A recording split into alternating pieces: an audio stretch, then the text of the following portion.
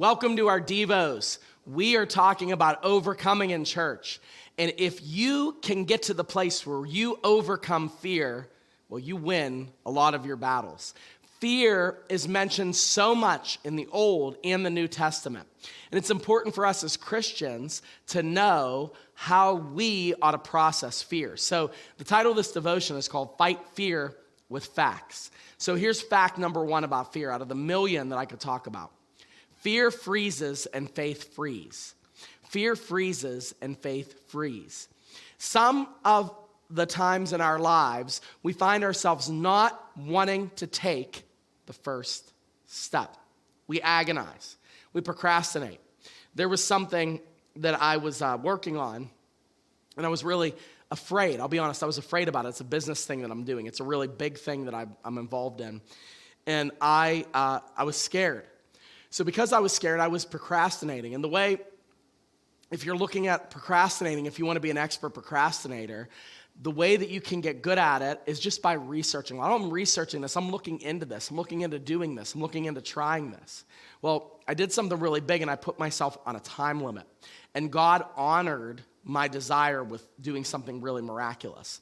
And so the way that I got to the place where I took that step was I let go of the fear. And I said, you know what? I don't care. If God wants me to do this, he's going to enable me. He's going to equip me. He's going to allow me. And for that moment, I became unfrozen. And the problem with most of the things that God wants us to do is it requires us to actually believe, you ready for this? That he wants those things for you. I'm not just talking about financial things. That's one component, sure.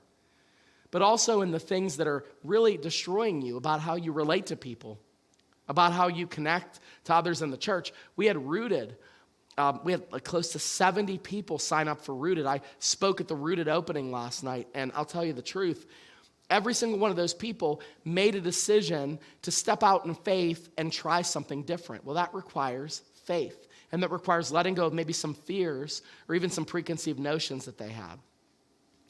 Exodus chapter 14, verse 13. This is what God says through Moses, as Moses is going to deliver God's people from the hand of the Egyptians. It says, and Moses said to the people, fear not, stand firm, and see the salvation of the Lord, which he will work for you today. For the Egyptians whom you see today, you shall never see again. This required the Israelites to step out in faith and believe that God was going to do what he said he was going to do. When he said he was going to deliver them, he meant it.